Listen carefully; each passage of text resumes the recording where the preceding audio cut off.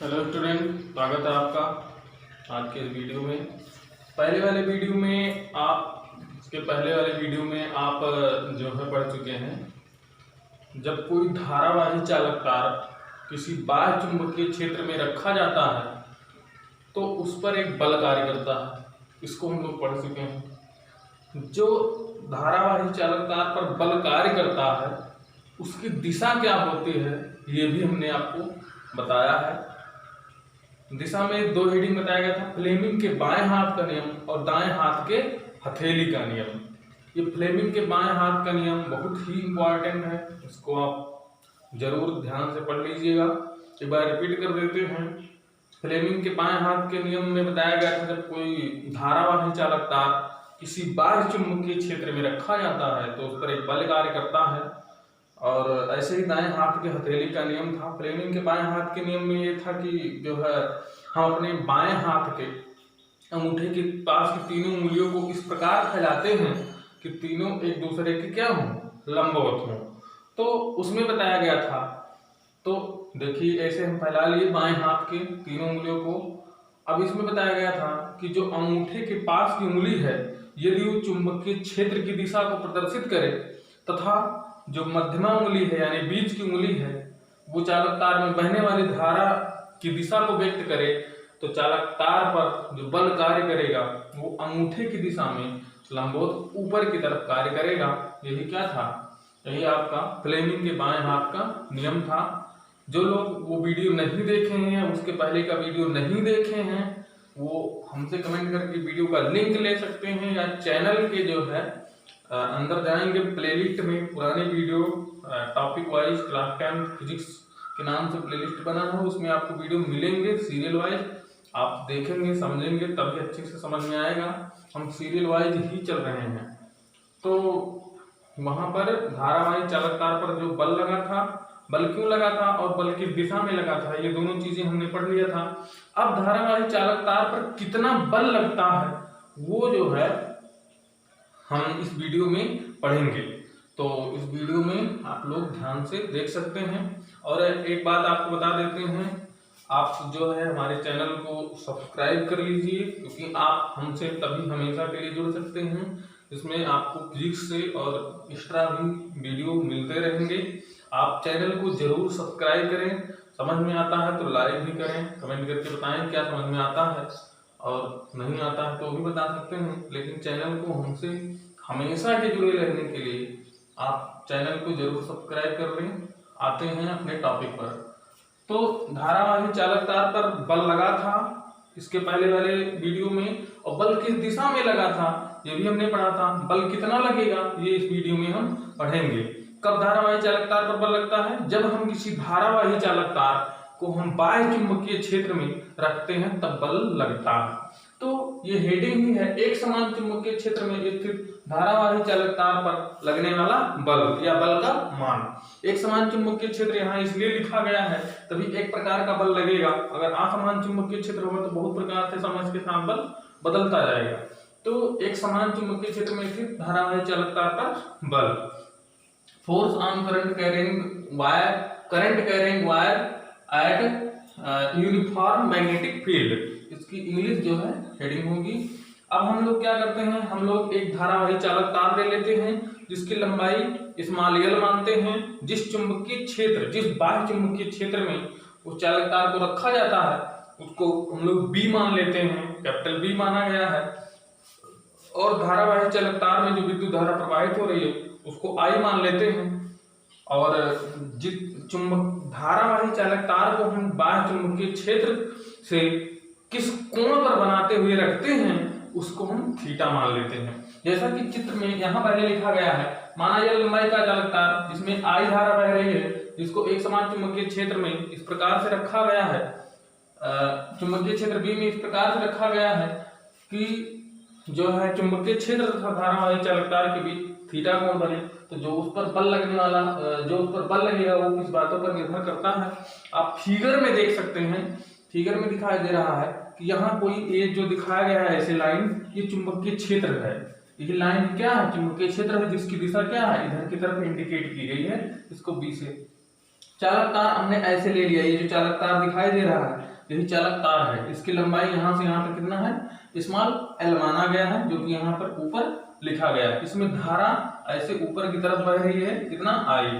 अब यहाँ देखिए जो चुंबकीय क्षेत्र यही तो है, चुंबकीय क्षेत्र और चालक तार के बीच में कितने अंश का कोण, थीटा कोण हमने मान लिया है कि वो थीटा कोण बनाता है। इसमें विद्युत धारा आई बह रही है, इसकी तार लंबाई एल है। आप इसको पूरा एक बार देख सकते हैं, जो कि आपको दिखाई दे रहा होगा पूरा जो कि लिखा गया है। तो इसके तो हम इतना जानते हैं कि जो चालक तार है उस पर अब एक बल लगेगा।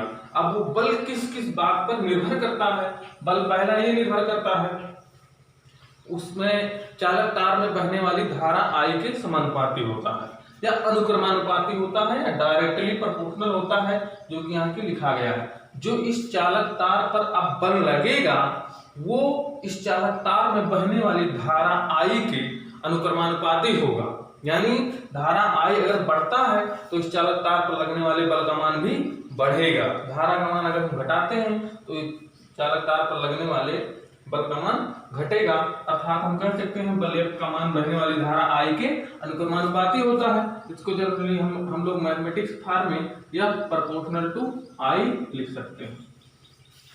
यह प्रोपोर्शनल टू ये समानुपाती का चिन्ह है। दूसरा जो बल F का मान है वो चुंबकीय क्षेत्र के भी अनुक्रमानुपाती होता है, चुंबकीय क्षेत्र B के भी अनुक्रमानुपाती होता है। यानी यहाँ पर इस सिस्टम में अगर चुंबकीय क्षेत्र B का मान बढ़ेगा तो इस चालक तार पर लगने वाले बल का मान भी बढ़ेगा। B चुंबकीय क्षेत्र या चुंबकीय क्षेत्र की तीव्रता कहें ऐसे तब भी कह सकते हैं। यानी चुंबकीय क्षेत्र की तीव्रता का मान या चुंबकीय क्षेत्र का मान यहाँ बढ़ता है तो इस चालक तार पर लगने वाले बल का मान भी बढ़ेगा, जो कि इस लाइन में दूसरे स्टेप में लिखा गया है। अर्थात हम इसको भी ऐसे लिख सकते हैं या प्रोपोर्शनल टू B। ये लैंग्वेज फॉर्म में लिखा गया है, ये मैथमेटिक्स फॉर्म में लिखा गया है। इतना आप दिमाग में रखते हैं, इसको बना के लिख सकते हैं।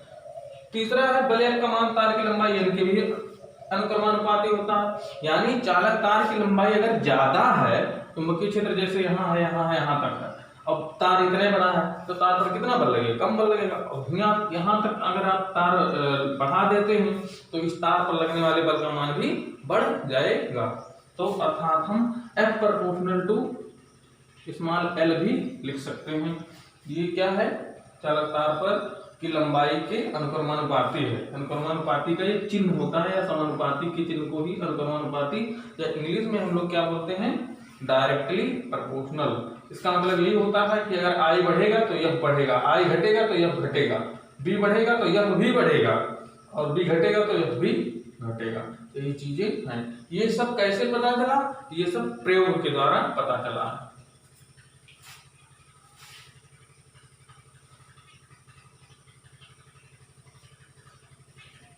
तो तीन बातें हम लोग समझ लिए। चौथा पॉइंट यहाँ लिखा गया है बल F का मान तार तथा चुंबकीय क्षेत्र के बीच बने कोण थीटा के साइन के भी अनुक्रमानुपाती होता है। कहने का मतलब जैसे ये चुंबकीय क्षेत्र था, तार को ऐसे रखे हैं तो थीटा कोण बना है, तार को ऐसे भी तो रख सकते हैं, ऐसे भी तो रख सकते हैं, ऐसे भी तो रख सकते हैं। आया समझ में। अब जैसे चुंबकीय क्षेत्र ऐसे ऐसे है तो एक तो तार को ऐसे रख सकते हैं, दूसरा तार को ऐसे भी रख सकते हैं, तीसरा तार को ऐसे भी रख सकते हैं, जैसे कि चुंबकीय क्षेत्र की ही दिशा में है, जैसा कि हम देख सकते हैं। तो कुल मिलाकर के यहाँ हमने तार को कैसे रखा है, क्षेत्र की दिशा से थीटा कोण बनाते हुए हमने धारावाही चालक तार को यहाँ पर रखा। तो चौथे पॉइंट में बताया गया है कि जो धारावाही चालक तार पर लगने वाला बल होगा वो थीटा के साइन के अनुक्रमानुपाती होगा। यानी कि F जो प्रोपोर्शनल होगा, F प्रोपोर्शनल होगा वो साइन थीटा होगा। मतलब थीटा ऐसे, या प्रोपोर्शनल तो थीटा तो लिख नहीं सकते हैं क्योंकि थीटा का कोई अपना अस्तित्व तो थोड़ी ना होता है जब तक इसमें साइन कॉस टाइन कुछ ना लगे। तो कुल मिलाकर के कहने का मतलब ये था, F proportional to sine theta. यानी कि अगर साइन थीटा का मान, यानी थीटा का मान, साइन में थीटा का मान बढ़ाने पर बढ़ता है, घटाने पर घटता है। यानी कुल मिलाकर के थीटा का मान जब बढ़ेगा तो बल का मान भी बढ़ेगा। यहाँ थीटा का मान घटेगा तो बल का मान भी घटेगा। और किस अनुपात में? साइन के अनुपात में। अगर जैसे हम कहा भी हो सकता है, टाइम भी हो सकता है, तो वो नहीं लिया गया, यहाँ साइन लिया गया है, क्योंकि साइन ही थीटा का मान बढ़ने पर बढ़ाता है और थीटा का मान घटाने पर घटाता है। तो ये 3 फैक्टर जो आपको दिखाई दे रहे हैं, ये सब प्रयोग के द्वारा निर्धारित किए गए। अब इन तीनों को मिला करके आप लिख सकते हैं। तीनों को आप चाहें तो समीकरण मान सकते हैं, समीकरण 1, 2, 3 और समीकरण 4। सभी समीकरण को मिलाने पर अब साथ साथ में हम लोग लिख सकते हैं। जब साथ साथ में लिखेंगे, ये प्रोपोर्शनल टू आई आएगा सबसे पहले, फिर बी आएगा, फिर एल आएगा, फिर साइन थीटा आएगा। हमने आपको पहले भी आप पढ़ चुके हैं कि जब कभी समानुपाती का चिन्ह हटाते हैं तो वहां एक कांस्टेंट के लिया जाता है। बराबर का चिन्ह लगाए, के आई बी एल साइन थीटा आया, के आई बी एल साइन थीटा। प्रयोग के द्वारा देखा गया कि के का मान कितना होता है? 1 होता है। तो क्या माने? आई बी एल साइन थीटा। ये क्या आया? ये आया किसी धारावाही चालक तार पर लगने वाला बल कब? जब किसी एल लंबाई के, स्मॉल एल लंबाई के धारावाही चालक तार को, जिसमें आई धारा बह रही है, उसको चुंबकीय क्षेत्र बी में थीटा कोण बनाते हुए रखा गया था। तो उस पर बल कितना आया? बल इतना आया। यही क्या है? धारावाही चालक तार पर लगने वाले बल का मान है। आप यही चारों बात दिमाग में रखेंगे, केवल यही बातें दिमाग में आपको बैठाना है और इसको हम लोग मिला करके लिख सकते हैं। इसको चारों को समीकरण मान लिए, मिला दिए, तो ये आया, इसके बाद ये आया। समानुपाती का चिन्ह, ये तरीका है, समानुपाती का चिन्ह हटाते हैं तो एक कांस्टेंट होता है। किसी किसी क्वेश्चन में आपको के का मान कुछ अलग से अपने पास से लेना पड़ता है, जबकि यहाँ पर के का मान क्या आया? क्योंकि जो है के का मान कितना है? 1 होता है। कैसे पता चला? प्रयोग के द्वारा पता चला। तो ये आई बी एल साइन थीटा, ये क्या है? यही F बराबर आई बी एल साइन थीटा है। इतना दिमाग में रखेंगे। F बराबर आई बी एल साइन थीटा कब है? F बराबर आई बी एल साइन थीटा होता है जब किसी धारावाही चालक तार को बी चुंबकीय क्षेत्र में रखते हैं, तब उस पर अगर उसकी चालक तार की लंबाई L है तो उसमें बहने वाली धारा I है तथा चुंबकीय क्षेत्र तथा चालक तार के बीच बने कोण का मान कितना है? थीटा हो, तो उस पर लगने वाले बल का मान F बराबर आई बी एल साइन थीटा होता है, जो कि यहाँ पर पूरा लिखा गया है। उम्मीद करते हैं ये बात आपको समझ में आई होगी। अब आप यहाँ पर ध्यान से देखें कि क्योंकि ये थीटा है, हम इसको ये चालक तार से तिरछा रखा गया, तो थीटा मान लिए हैं, कुछ तो कोण हो गए, इसको एकदम ऐसे सीधा कर दें, यानी 90 डिग्री कर दें, तो यहाँ साइन 90 हो जाएगा। थीटा का मान यहाँ 90 कर सकते हैं ना, और 90 कब होगा? मतलब लंबवत, लंबवत मतलब 90 अंश ही होता है। यहाँ थीटा का किया गया है, इसको ऐसे रख देते हैं, तो थीटा का मान 90 हो गया, तो साइन 90 हो जाएगा।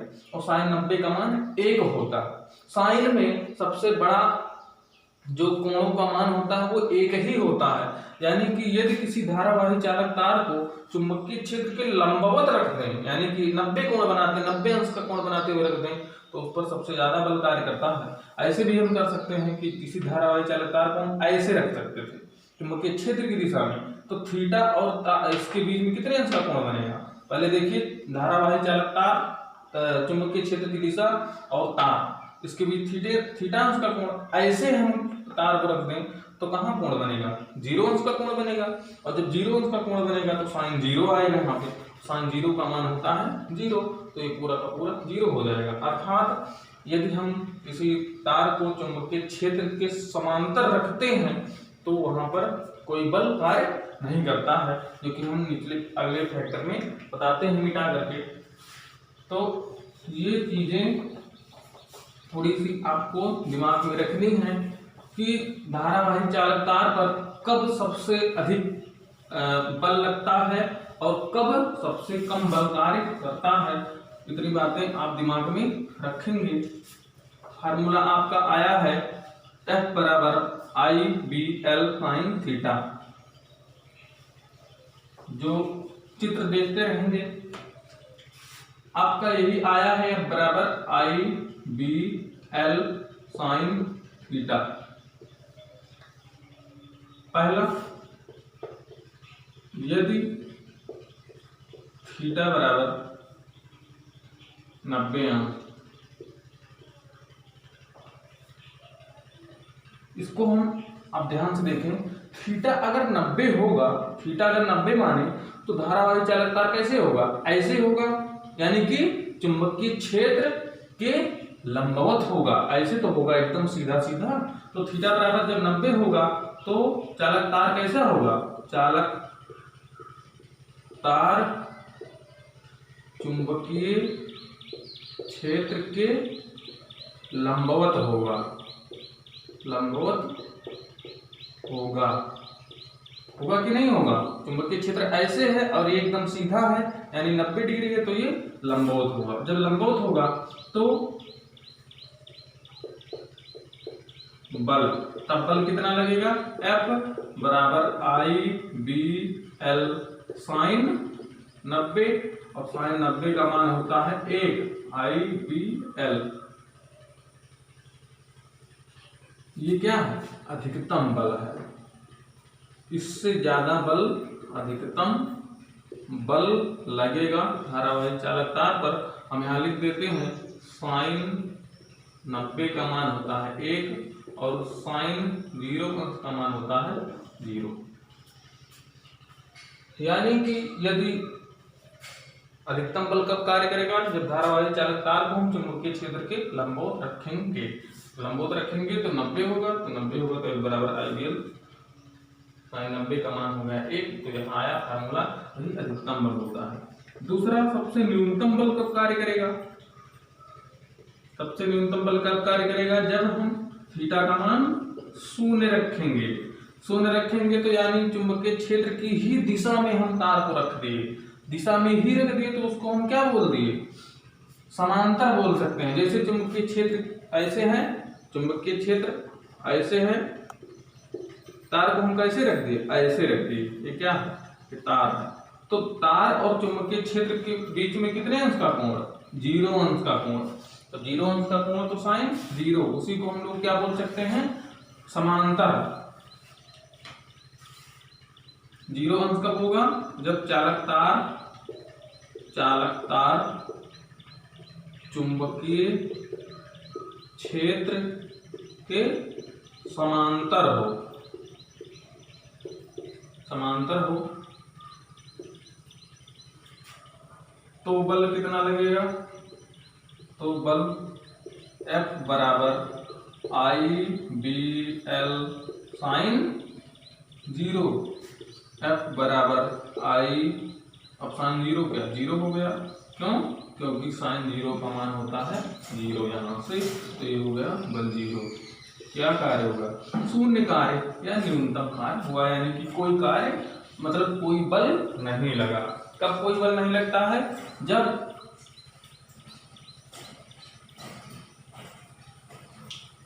धारावाही चालक तार को चुंबकीय क्षेत्र के समांतर रखा जाता है, यहाँ देखिए समांतर रखा जाता है, तो उस धारावाही चालक तार पर कोई बल कार्य नहीं करता है। इसके विपरीत यदि धारावाही चालक तार को चुंबकीय क्षेत्र के लंबवत रखा जाता है तो सबसे अधिक कार्य होता है, और जब जो है समांतर रखा जाता है, यानी कि शून्य अंश के कोण पर रखा जाता है, तो कोई बल कार्य नहीं करता है।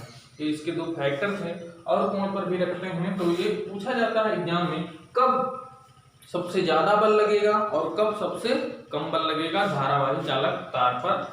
तो ये दो बातें होती हैं, सबसे ज्यादा और सबसे कम। मेन फार्मूला आपका ये है जो कि हेडिंग के अकॉर्डिंग है। तो बस आज की वीडियो में इतना ही, आप इसको नोट कर सकते हैं। वीडियो समझ में आता है तो लाइक करें, हमारे चैनल को हमसे जुड़े रहने के लिए जरूर सब्सक्राइब करें। एनी प्रॉब्लम के लिए आप हमारे पास मैसेज कर सकते हैं। जो मैं नोट या कोई न्यूमेरिकल या कुछ आपको अगर हमसे पूछना है तो मेरा जो व्हाट्सएप नंबर है इस पर हमको मैसेज कर सकते हैं 7800 1815। ओके, अब चलते हैं हम, आज का क्वेश्चन भी होगा। आज का जो क्वेश्चन है आपको बताना है कि जो एक समान चुंबकीय क्षेत्र में जब धारावाही चालक तार रखा जाता है तो सबसे पहले न्यूमेरिकल का पहले क्वेश्चन का आप केवल आंसर क्लिक करके ही देना है कि अधिकतम बल कब लगेगा, अधिकतम बल या मैक्सिमम फोर्स, अधिकतम बल कब लगेगा। यहाँ आपको क्या बताना है, थीटा का मान बताना है। यह लंबवत और समांतर हमने बताया ही है, तो लंबवत होगा कि समांतर होगा, पैरेलल या परपेंडिकुलर, जो भी आप लिखना चाहते हैं, चाहे कोण का मान लिखें, चाहे या तो 90 या तो 0 या तो पैरेलल या तो परपेंडिकुलर। तो अधिकतम बल और दूसरा न्यूनतम बल, न्यूनतम बल धारावाही चालक तार पर अधिकतम बल कब लगेगा और न्यूनतम बल कब लगेगा। आंसर क्या क्या हो सकता है, या तो 0 डिग्री या 90 डिग्री, या अगर कोण लिखना चाहते हैं या 0 डिग्री या 90 डिग्री, या पैरेलल या परपेंडिकुलर, ऐसे भी लिख सकते हैं। यही आपका आज का क्वेश्चन है। आप जरूर बताएंगे इस पर कि धारावाही चालक तार पर अधिकतम बल कब लगेगा तथा न्यूनतम बल कब लगेगा। आज की वीडियो में इतना ही, धन्यवाद।